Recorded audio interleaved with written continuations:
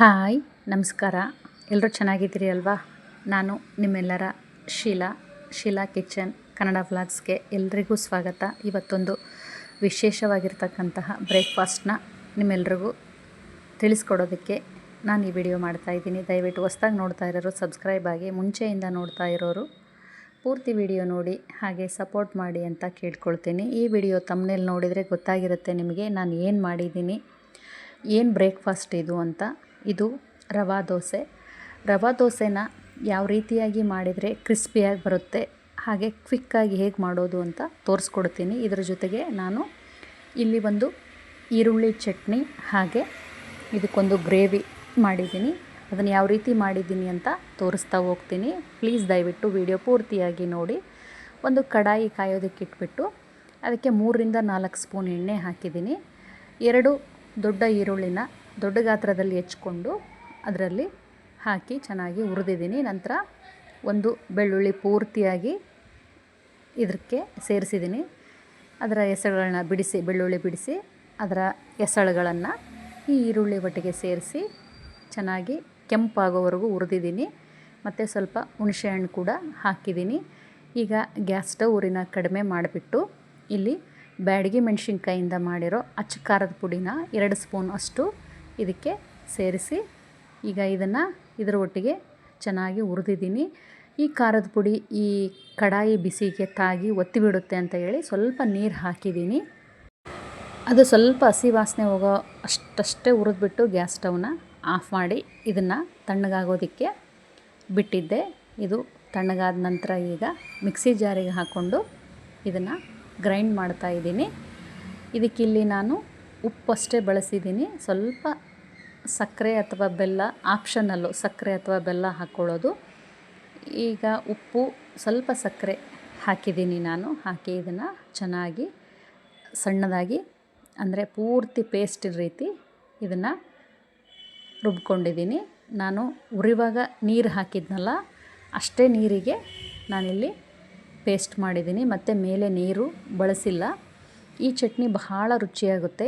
ಬೇಕಿದ್ದರೆ ನೀವು ಇದನ್ನು ಟ್ರೈ ಮಾಡಬಹುದು. ಈರುಳ್ಳಿ ಚಟ್ನಿ ಅಂತ ಕರಿತೀವಿ ನಾವು ಇದಕ್ಕೆ. ಇದು ದೋಸೆಗೆ, ಇಡ್ಲಿಗೆ, ಪಡ್ಡಿಗೆ ಮತ್ತು ಬಿಸಿ ಅನ್ನ ತುಪ್ಪದ ಜೊತೆಗೆ ಕೂಡ ಬಹಳ ಚೆನ್ನಾಗಾಗುತ್ತೆ. ಆ ಚಟ್ನಿ ಮಾಡಿ ತೆಗೆದುಬಿಟ್ಟು ನಾನು ಅದೇ ಕಡಾಯಿಗೆ ಇಲ್ಲಿ 3ರಿಂದ 4 ಸ್ಪೂನು ಎಣ್ಣೆ ಹಾಕಿದ್ದೀನಿ.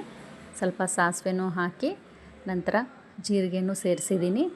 ಈ ಸಾಸಿವೆ ಜೀರಿಗೆ ಚಟಪಟ ಸಿಡಿದಾದಮೇಲೆ ನಾನು ಕರಿಬೇವಿನ ಸೊಪ್ಪು, ನಂತರ ಸಣ್ಣದಾಗಿ ಕಟ್ ಮಾಡಿ ಇಟ್ಕೊಂಡಿರೋ 2 ಹಸಿಮೆಣಸಿನ್ಕಾಯಿ ಮತ್ತು ದೊಡ್ಡದಾಗಿ ಕಟ್ ಮಾಡಿ ಇಟ್ಕೊಂಡಿರೋ 1 ಈರುಳ್ಳಿನ ಸೇರಿಸಿ ಚೆನ್ನಾಗಿ ಕಡಾಯಲ್ಲಿ ಫ್ರೈ ಮಾಡ್ತಾಯಿದ್ದೀನಿ. ಆಮೇಲೆ ಒಂದು ದೊಡ್ಡ ಗಾತ್ರದ ಆಲೂಗಡ್ಡೆನ ಚಿಕ್ಕದಾಗಿ ಕಟ್ ಮಾಡಿ ಇಟ್ಕೊಂಡು ಇದಕ್ಕೆ ಸೇರಿಸಿದ್ದೀನಿ. ಇಲ್ಲಿ ಆಲೂಗಡ್ಡೆನ ನಾನು ಬೇಯಿಸಿಲ್ಲ, ಡೈರೆಕ್ಟಾಗಿ ಚಿಕ್ಕದಾಗಿ ಕಟ್ ಮಾಡಿ ಇಟ್ಕೊಂಡು ಇದಕ್ಕೆ ಸೇರಿಸಿದ್ದೀನಿ. ನಂತರ ಒಂದು ಚಿಕ್ಕದ ಕ್ಯಾರೆಟ್ನು ಕೂಡ ಇದರಲ್ಲಿ ಸೇರಿಸಿದ್ದೀನಿ. ಈ 2 ಮಿಶ್ರಣ ಚೆನ್ನಾಗಿ ಈರುಳ್ಳಿಲಿ ಕಲಿತಾದ್ಮೇಲೆ ರುಚಿಗೆ ತಕ್ಕಷ್ಟು ಉಪ್ಪು, ಸ್ವಲ್ಪ ಮಸಾಲ ಹಾಗೆ ಅರಿಶಿಣ ಪುಡಿನೂ ಸೇರಿಸಿ ಈಗ ಎಲ್ಲ ಮಿಶ್ರಣ ಹೊಂದ್ಕೊಳ್ಳೋವರೆಗೂ ಸೌಟಿಂದ ಕೈ ಆಡಿಸ್ಕೋಬೇಕು. ಈಗ ನಾನು ಸ್ವಲ್ಪ ನೀರು ಸೇರಿಸ್ತೀನಿ, ಯಾಕಂದರೆ ಆಲೂಗಡ್ಡೆ ಮತ್ತು ಕ್ಯಾರೆಟು ಇಲ್ಲಿ ಹಸಿದಾಗೆ ಬಳಸಿರೋದ್ರಿಂದ, ಅಂದರೆ ಇದನ್ನು ಸಪ್ರೇಟಾಗಿ ಬೇಯಿಸಿ ಪಲ್ಯ ಮಾಡ್ತಿಲ್ಲ ನಾನು. ಈ ಕಡಾಯಲ್ಲೇ ಡೈರೆಕ್ಟಾಗಿ ಎಣ್ಣೆಯಲ್ಲಿ ತಾಳಿಸೋ ರೀತಿ ಹಾಕಿರೋದ್ರಿಂದ ಇದು ಬೇಯೋ ಪೂರ್ತಿ ನಾನಿಲ್ಲಿ ಒಂದು ಅರ್ಧ ಗ್ಲಾಸ್ಟಿನಷ್ಟು ನೀರನ್ನ ಸೇರಿಸಿದ್ದೀನಿ. ಹಾಗೆ ಒಂದು ಮುಚ್ಚಳ ಮುಚ್ಚಿ ಒಂದು 10ರಿಂದ 15 ನಿಮಿಷ ಚೆನ್ನಾಗಿ ಬೇಯಿಸ್ಕೊಂಡಿದ್ದೀನಿ. ಇದೆಲ್ಲ ಮೆತ್ತಗೆ ಬೆಂದಾದಮೇಲೆ ಕಸೂರಿ ಮೇಥಿ ಹಾಕಿ ಈಗ ಇದನ್ನು ಗ್ಯಾಸ್ ಸ್ಟವ್ನ ಆಫ್ ಮಾಡ್ತಾಯಿದ್ದೀನಿ. ನೋಡಿ, ಈಗ ಕ್ಯಾರೆಟು ಹಾಗೆ ಆಲೂಗಡ್ಡೆ ಮಿಶ್ರಿತ ಗ್ರೇವಿ ರೆಡಿ ಆಯಿತು. ಈಗ ದೋಸೆ ಮಾಡೋದಕ್ಕೆ ನಾನಿಲ್ಲಿ 1 ಕಪ್ಪು ಅಕ್ಕಿ ಹಿಟ್ಟು, ಅರ್ಧ ಕಪ್ಪು ಸೂಜಿ ರವೆ, ಹಾಗೆ ಇಲ್ಲಿ ಸ್ವಲ್ಪ ಮೈದಾ ಹಿಟ್ಟನ್ನು ಬಳಸ್ತಾ ಇದ್ದೀನಿ. 2 ಸ್ಪೂನು ಮೈದಾ ಹಿಟ್ಟನ್ನ ಸೇರಿಸ್ತಾ ಇದ್ದೀನಿ. ಹಾಗೆ ನಾನಿಲ್ಲಿ ಬೇಸನ್ ಹಿಟ್ಟು ಅಂದರೆ ಕಡಲೆ ಹಿಟ್ಟು ಕೂಡ 1 ಸ್ಪೂನ್ನ ಸೇರಿಸ್ತಾ ಇದ್ದೀನಿ. ಕಡಲೆ ಹಿಟ್ಟನ್ನ ಸೇರಿಸೋದ್ರಿಂದ ಈ ದೋಸೆ ಸ್ವಲ್ಪ ಕಲರ್ ಬರುತ್ತೆ, ಹಾಗಾಗಿ ಕಡಲೆ ಹಿಟ್ಟನ್ನ ಸೇರಿಸ್ತಾ ಇದ್ದೀನಿ. ರುಚಿಗೆ ತಕ್ಕಷ್ಟು ಉಪ್ಪು ಹಾಗೆ ಜೀರಿಗೆ ಸೇರಿಸಿ ಈ ಎಲ್ಲ ಮಿಶ್ರಣನೂ ಸೌಟಿಂದ ಮುಂಚೆಗೆ ನೀರು ಹಾಕೋಕ್ಕಿಂತ ಮುಂಚೆ ಎಲ್ಲ ಹಿಟ್ಟುಗಳು ಹೊಂದ್ಕೊಳೋದಕ್ಕೆ ಕಲಸಿ, ನಂತರ ಸ್ವಲ್ಪ ಸ್ವಲ್ಪ ನೀರು ಹಾಕ್ತಾ ಹಿಟ್ಟನ್ನ ಕಲಿಸ್ತಾ ಇದ್ದೀನಿ. ತಿಳ್ಕೋಬಹುದು, ನಾನು ಸೌಟಿಂದನೇ ಈ ರೀತಿ ಗಂಟಿಲ್ಲದೆ ಕಲಿಸ್ತಾ ಇದ್ದೀನಿ. ನೋಡಿ, ಈ ರೀತಿ ಕಲಿಸೋದ್ರಿಂದ ಕೂಡ ಗಂಟೆಲ್ಲ ಒಡೆಯುತ್ತೆ. ಬೇಕಂದರೆ ಸೌಟ್ ಬಿಟ್ಟು ನೀಟಾಗಿ ಕೈ ತೊಳ್ಕೊಂಡು ಕೈಯಿಂದನೂ ಗಂಟೆಲ್ಲ ಹಿಚಕಿ ತೆಗೆದ್ರೆ ಹಿಟ್ಟು ಸಿದ್ಧವಾಗುತ್ತೆ. ಆಮೇಲೆ ನಿಮಗೆ ದೋಸೆ ಮಾಡೋದಕ್ಕೆ ಯಾವ ಪ್ರಮಾಣದಲ್ಲಿ ನೀರು ಬೇಕು ಅಂದರೆ, ಈ ರವೆ ದೋಸೆಗೆ ಸ್ವಲ್ಪ ನೀರು ದೋಸೆ ಹದಕ್ಕೆ ಕಲಿಸ್ಕೋಬೇಕು. ಒಂಚೂರು ನೀರು ಜಾಸ್ತಿ ಇದ್ರೇ ರವೆ ದೋಸೆ ಮಾಡೋದಕ್ಕೆ ಚೆನ್ನಾಗಿ ಬರುತ್ತೆ. ಈ ಅಳತೆಯಲ್ಲಿ ನಾನು ಕಲಸಿಟ್ಕೊಂಡಿದ್ದೀನಿ. ಒಂದು ಅರ್ಧ ಚಂಪಿನಷ್ಟು ನೀರನ್ನ ಸೇರಿಸಿದ್ದೀನಿ ನಾನು. ಮತ್ತು ಇಲ್ಲಿ ಇನ್ನೂ ಅರ್ಧ ಗ್ಲಾಸ್ ನೀರನ್ನ ಸೇರಿಸಿ ಈಗ ಹಿಟ್ಟನ್ನು ಸಿದ್ಧ ಮಾಡ್ಕೊಂಡಿದ್ದೀನಿ. ಎಷ್ಟು ಬಹಳ ಸುಲಭ, ಎಷ್ಟು ಈಸಿ ಕೂಡ ಇದು. ತವ ಕಾಯೋದಕ್ಕೆ ಇಟ್ಬಿಟ್ಟು ಎಣ್ಣೆ ಸವರಿ ನಂತರ ಹಸಿ ಈರುಳ್ಳಿ, ಕೊತ್ತಂಬರಿ, 1-2-3 ಪೀಸು ಚಿಕ್ಕದಾಗಿರೋ ಹಸಿ ಮೆಣಸಿನ್ಕಾಯಿನ ಈ ತವದ ಮೇಲೆ ಹಾಕಿ ಈ ರೀತಿಯಾಗಿ ಸ್ಪೂನು ಮೇಲಿಂದ ಎತ್ತಿ ಹಿಟ್ಟನ್ನ ಹಾಕಿಬಿಟ್ರೆ ರವೆ ದೋಸೆಗೆ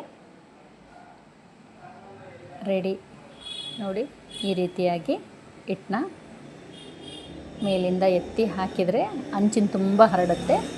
ಈಗ ನೀವು ತುಪ್ಪ, ಎಣ್ಣೆ, ಬೆಣ್ಣೆ ಏನು ಬೇಕಾದರೂ ಹಾಕಿ ಬೇಯಿಸ್ಕೋಬಹುದು. ಇದು ಸ್ವಲ್ಪ ನಿಧಾನ, ಅಂದರೆ ಬೇಯೋದು ಸ್ವಲ್ಪ ನಿಧಾನ, ಹಾಗಾಗಿ ಅವಸರ ಮಾಡೋದು ಬೇಡ. ನೋಡಿ ಎಷ್ಟು ಚೆನ್ನಾಗಿ ಗೋಲ್ಡನ್ ಕಲರಾಗಿ ಕಲರ್ಫುಲ್ಲಾಗಿ ರವೆ ದೋಸೆ ಬಂದಿದೆ ಅಂತ. ನೋಡಿ, ಆಲೂಗಡ್ಡೆ ಮತ್ತು ಕ್ಯಾರೆಟ್ ಮಿಶ್ರಿತ ಗ್ರೇವಿ, ನಮ್ಮ ಮನೆಯವರಿಗೆ ಅಂತ ಶೇಂಗಾ ಚಟ್ನಿ ಮಾಡಿದ್ದೆ, ನನ್ನ ಮಗನಿಗೆ ಅಂತ ಈರುಳ್ಳಿ ಚಟ್ನಿ ಮಾಡಿದ್ದೆ. ಈ ಎಲ್ಲ ಚಟ್ನಿ ಗ್ರೇವಿ ಜೊತೆಗೆ ಇವತ್ತಿನ ನನ್ನ ಬ್ರೇಕ್ಫಾಸ್ಟು ರವೆ ದೋಸೆ. ಈ ವಿಡಿಯೋ ನಿಮಗೆಲ್ರಿಗೂ ಇಷ್ಟ ಆಗಿದ್ದರೆ ದಯವಿಟ್ಟು ಸಬ್ಸ್ಕ್ರೈಬ್ ಆಗಿ, ಲೈಕ್ ಮಾಡಿ, ಶೇರ್ ಮಾಡಿ, ಕಮೆಂಟ್ಸ್ ಮಾಡಿ. ಧನ್ಯವಾದ.